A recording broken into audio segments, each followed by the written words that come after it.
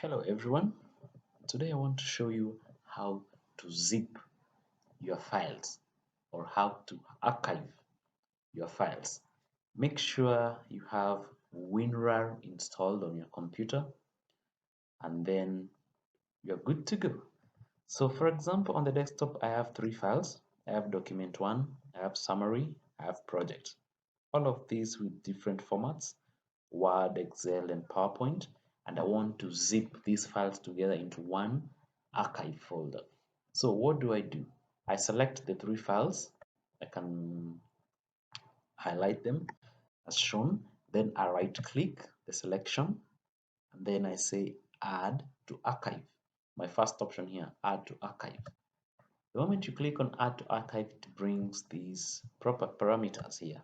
You can change the name of the archive folder. I can say my files.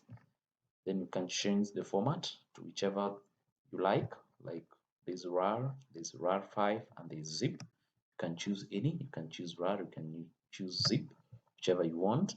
And then you can set a password if you so wish.